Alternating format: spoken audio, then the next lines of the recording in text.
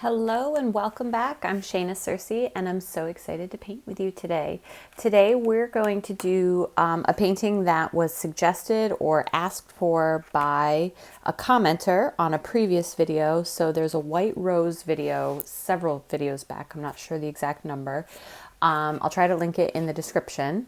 But in addition to white roses, the person asked if I could also demonstrate white daisies. So white flowers and white objects in general are always tricky with watercolor because the white that we use in our painting is actually the white of the page. So it's like a negative space painting. So we leave things white that we want to stay white and just don't paint them, and we paint everything else around them. And then conversely, in things like oil painting or acrylic painting, you would paint the white or the highlights or white objects on top of other colors or backgrounds. All right, so with that being said, they're not as hard as you think. It takes your brain a little bit to adjust, but you can definitely do it. So what we're going to do is we're going to start with the center of the daisy, which has a very lovely color. And then we're going to move to the petals, which also have color. It's just very, very subtle. Okay, so white objects reflect color and shadow of things around them. So they'll be gray, or they'll be slightly tinged blue or yellow or beige, and just very, very subtle, with some areas that are receiving full light are going to be white. I hope that makes sense. Okay, let's get started. It'll make sense as we go. So the first thing I'm going to do is I'm going to put a center down for myself. So let's, and I'll do at least one daisy facing forward and then one facing to the side, kind of like we did coneflowers before. So I am going to take some raw sienna. Oh, before I get to start picking out all of my colors, I'm painting in a Bell Hung sketchbook, approximately 6 by 9 inches in size. I am using Core Watercolor Paints, QOR by Golden, and I have a Princeton Velvet Touch brush, size 6, round brush, and what else? I have water and a paper towel, and we're ready to rock and roll. Okay. Oh, and all of these things can be found in the description of the video. So the first thing I'm going to do is put down some, we'll just go like right kind of in the center to the side. Put down some raw sienna. So this is a very earth-toned, yellowish brown, beigey color. So you can see I just I'm going to drop in a little more raw sienna, like around the edges. And maybe pick up some burnt sienna as well. I'm going to pick up a little burnt sienna, which is a redder version of this. And we're just going to drop that around some of the edges here. And that's the center of the flower. Okay. So now, actually I'm going to leave it just the way it is. Now I'm going to get into the petals of the flower. So we all know what a daisy petal, well, let me not assume, what a daisy petal looks like. I am going to draw one on here for you. And they can be kind of several versions of this, but generally they're a shape like this. Hopefully you can all see that. Like a propeller shape. They sometimes are slightly more rounded at the edges. They go all the way around. There is some layering that goes on, but we're going to keep it pretty simple. I am not going to draw out all my petals. I am just going to paint them. So I'm going to get rid of this pencil. Because it is white, I don't want to see these edges or lines, the pencil lines. I want to use the paint to create that. All right, so now we're going to have to create very light, subtle, neutral colors. You could use Payne's Gray as one of the colors. I really prefer Payne's Gray. I love Payne's Gray. You could also use a combination of Payne's Gray, but you could warm it up a little bit by adding a little bit of burnt sienna and then adding lots and lots of water. So you're going to get these very light, subtle grays that are going to be barely noticeable on the page. You want them to be like that. Okay, so this one is more, this is straight Payne's gray, so it has a slightly cooler tint to it, and this one is a little warmer. You can see it's a little more beige, a little more blue. If you want to add a little blue and really play up the blue tones in your gray, you absolutely could, and it could make a really fun and interesting painting. It just means it's, this white object is reflecting kind of a lot of blue color around it or absorbing it. Maybe the sky is really, so I'm going to use, I'll do one in this more bluer color, and basically I am going to put down, I'm not going to paint the whole petal in.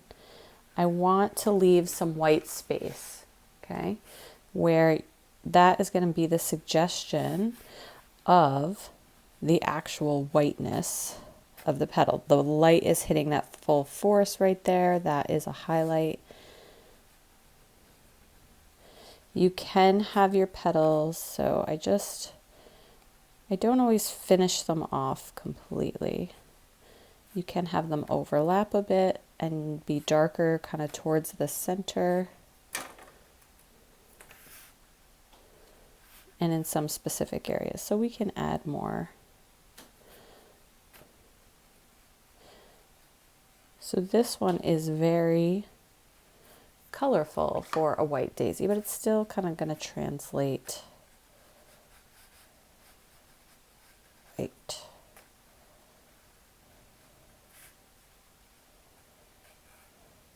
And don't worry, we're going to add some more stuff that's going to make it pop even more. So I usually use like the belly of my brush from the center out, and then leave a few lighter white areas. And you can even add some overlapping petals here.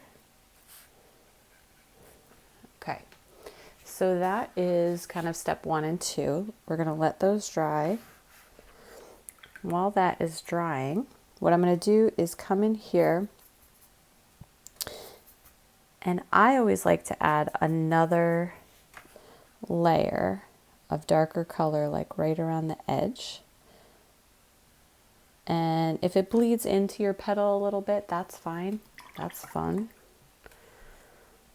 But I really like to make that part pop and like make the edges feel like they're falling away or curving away from us by being darker and kind of tucked in there. All right, so that is one. Let's add some leaves to this one, and then we'll do a different one with a different color. Wow. So I'm using sap green for my leaves.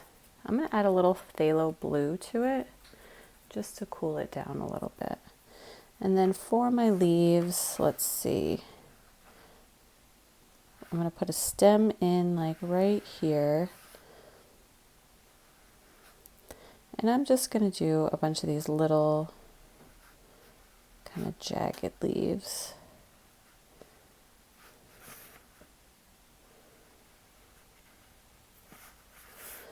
And I'm going to do a whole stem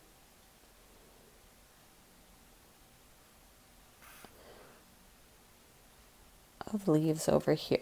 And kind of the more darker color you put around these subtle whites, the more those are going to start to pop, or those subtle grays, I should say. And then even if you're putting like an object that like ends at the edge of a leaf or a petal, so it ends and it kind of is tucked behind, it will start to help accentuate that edge. That's where that shape ends, even though it's painted so lightly and subtly. It's hard to see sometimes.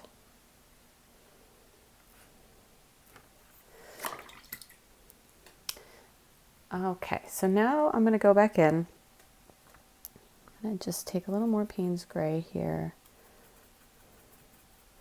And I'm actually going to pick up an even smaller brush. Where is it? Here's my size 4. And I'm going to go in and add just a few slightly darker areas. So basically they're just darker shadows. I'm using the tip of my brush, putting in some like lines or creases. So yeah, they're like creases that would be like in the petal of a flower, but they're really delicate, but they are darker.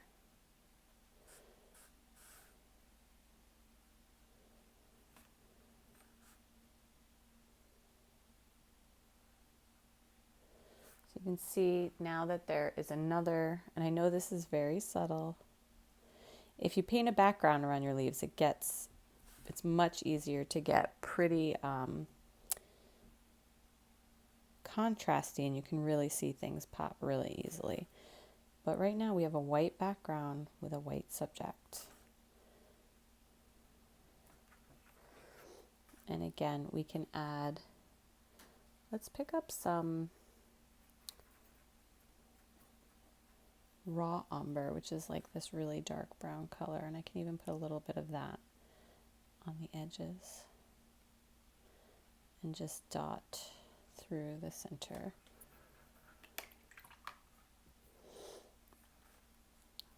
This was super wet, but I'm just gonna let it go. All right, so there's our first little daisy. Now let's do one on the side. So same process. Let's do, whoops, my brush was definitely not clean. There we go. Let's do one on its side right here. So we're going to do like half of a gumdrop shape. If you've done any cone flowers with me, it's kind of the same thing. And then I have my raw umber. You could go in with that burnt sienna as well, but I'm going to go like right along the edge here. Just throw in some burnt sienna. Just go back in here to blend a little bit of that out there. Go. All right, so now I have the side view of my petal, and we're going to do the petals the same way, except I'm going to use this beigey brown color. Very light, very subtle for my petals. And they're going to be kind of on their side like this.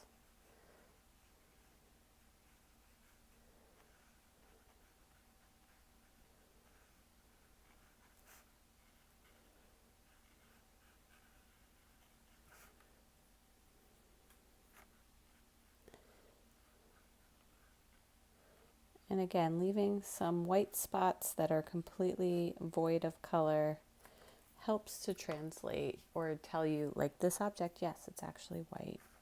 It just has lots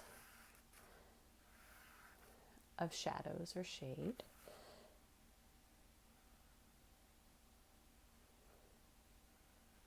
I shouldn't say lots of shadow or shades, but subtle shadows on it that translate into a slightly off-white color.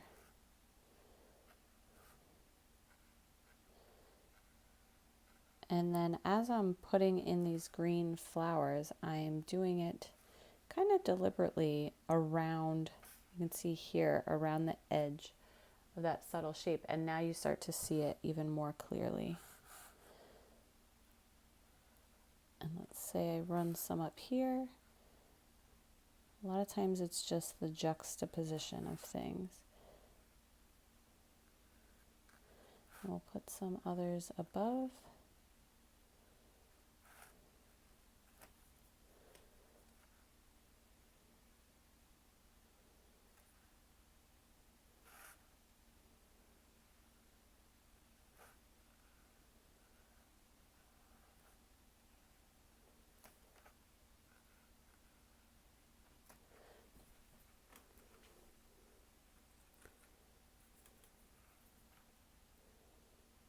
All right.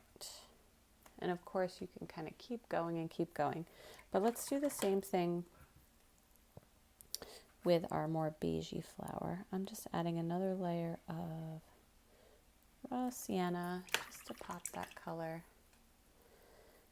And with our really light beige color here, as this is drying,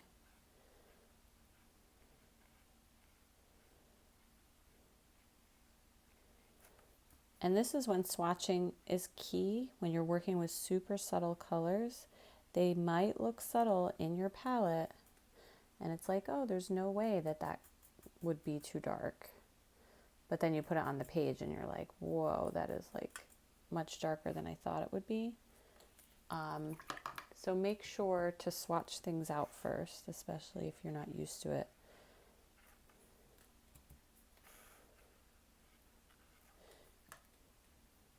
And then if we wanted to, let's get a bigger brush and let's paint a little background around these. You want to let everything be dry first. Things are mostly dry over here because you don't want your background to blend in. But you could just stop there, white on white.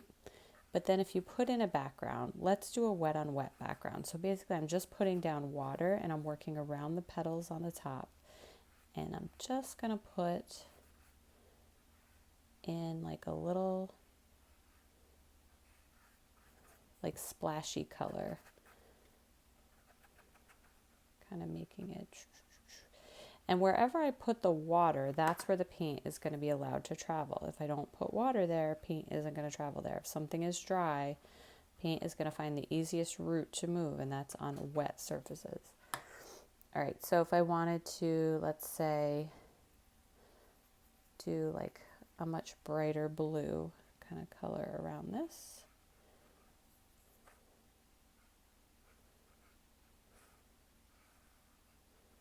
As if it's like the sky. So I did wet on wet.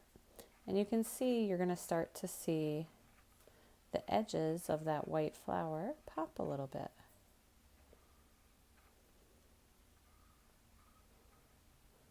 So just building that around.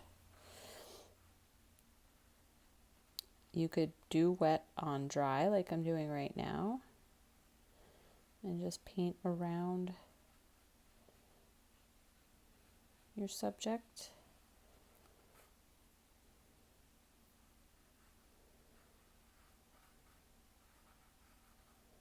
Like so.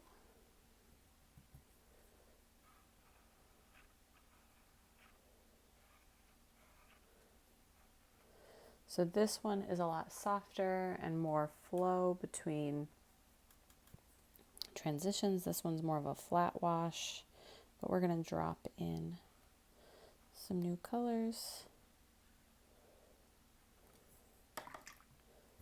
And you can see this one's going to be much lighter. This side is going to be darker. So we're just playing with it. Dropping in color, seeing what happens.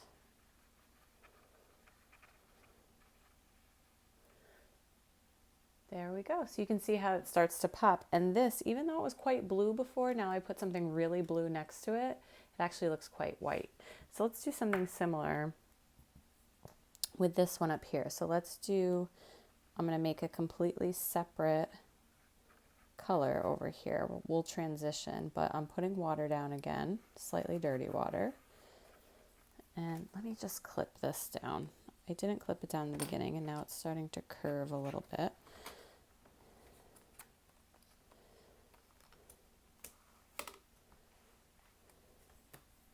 All right, so I want something kind of brown over here because I want this, if I put in a much redder or much, maybe a little too close to the center color, let's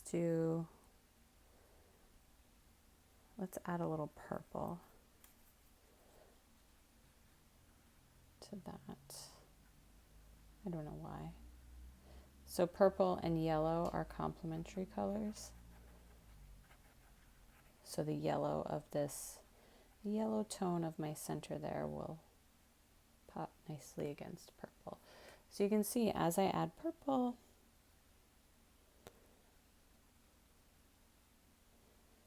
and again, you don't have to add a background. You can leave it the white on white. I'm just showing you the options and kind of what happens when you add contrast next to things. And then as you add that background, you can see that the white of the flower starts to pop. Now I'm just playing. I feel like I should have left a little more white of the paper, like right here. But I'm just gonna go in, give me a little Payne's gray and a little of this raw sienna to make this beige again, beigey color.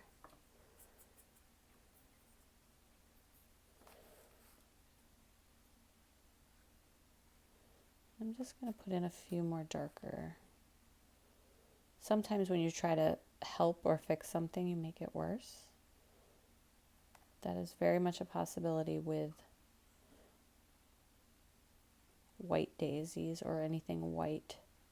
And you're like, I'm just going to add one more line. Before you know it, the whole thing is not white anymore. There we go. All right, so 2 different versions of White Daisies. You can do with a background, you can leave it in the white background and have without. It is up to you, but I hope you found this fun and interesting and informative in some way for painting those white objects, or white daisies in particular.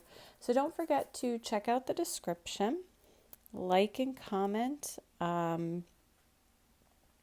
Go ahead and leave a comment. I always love comments. And share with someone that you might think will enjoy this watercolor journey as well. All right, y'all. Happy painting. I'm done. I'm putting my brush down. Happy painting. Enjoy your next watercolor journal page, and I will be back soon. Take care.